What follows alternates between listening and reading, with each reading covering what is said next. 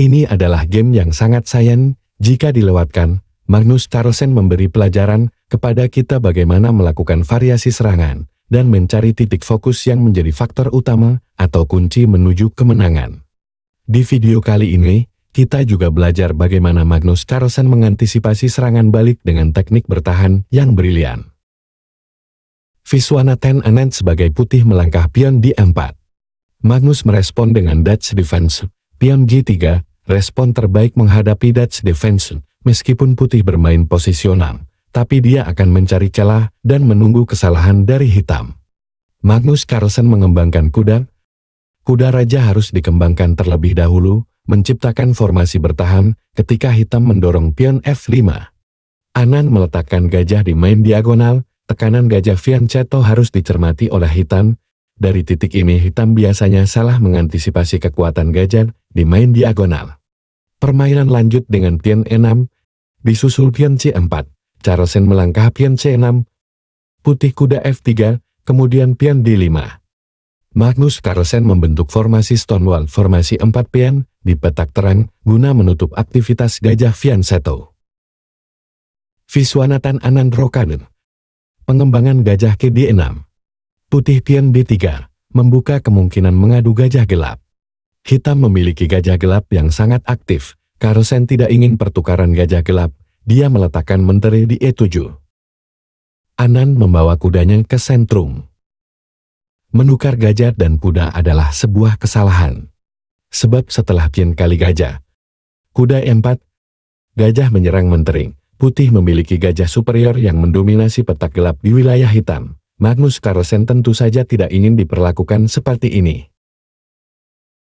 Pada langkah ke-8 hitam rokade, disusul kuda D2, lalu Carlsen mengambil inisiatif di sayap menteri dengan pion A5. Perlu diingat dalam Dutch defense hitam bisa memilih apakah memulai penyerangan di sayap raja atau di sayap menteri.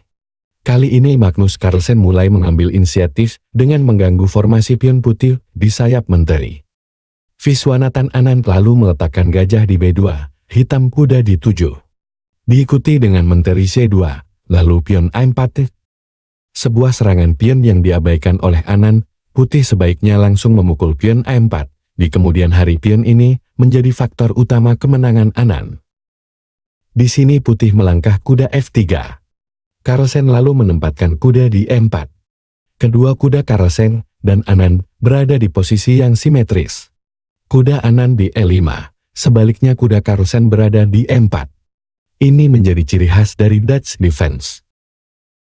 Permainan lanjut dengan pion E3. Magnus Carlsen mendorong pion, menyerang gajah. Gajah lari ke C3, kemudian Carlsen menukar kuda.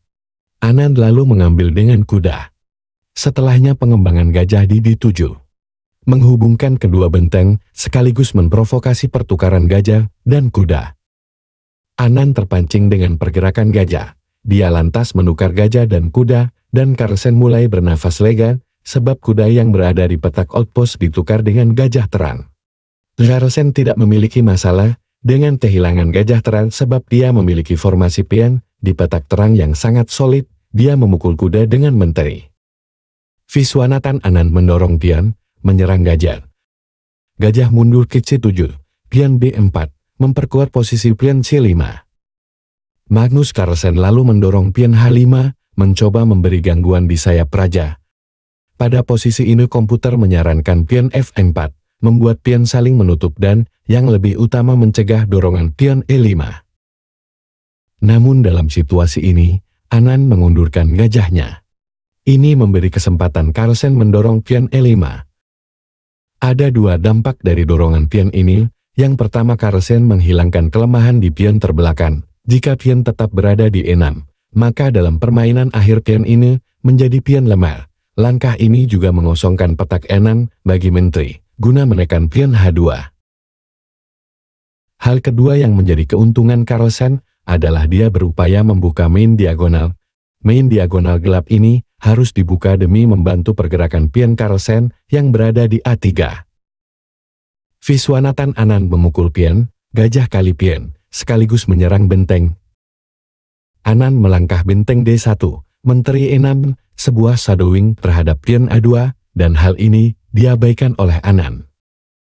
Putih menyerang kuda dengan pion, kemudian kuda F6, gajah H3 pion F5 mendapat serangan 2 kali.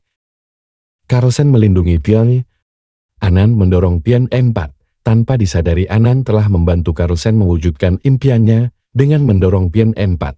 Maka ini membantu membuka akses menteri menekan pion A2.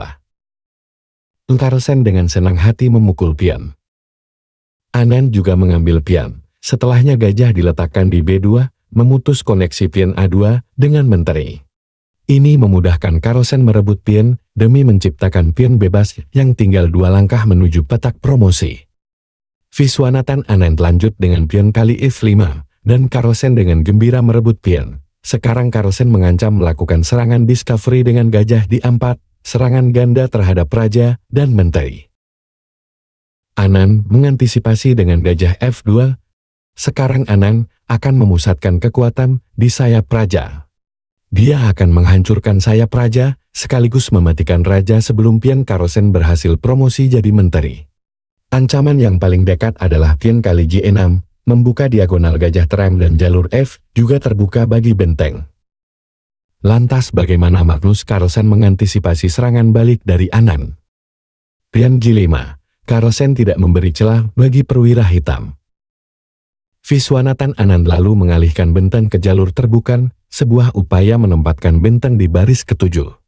Carlsen tentu saja tidak ingin hal ini terjadi. Dia mengundurkan menterinya menjaga baris ke-7. Kemudian Anand menempatkan bentengnya di E6. Tapi bagaimanapun pertahanan hitam sangat solid. Dia memiliki gajah yang bisa dijadikan perwira bertahan. Lagi pula Carlsen memiliki pion bebas yang tinggal 2 langkah menuju petak promosi. Di sini langkah terbaik dengan Raja H8. Tapi Carlsen melakukan provokasi dengan kuda G4. Carlsen sepertinya memancing agar benteng melakukan skak.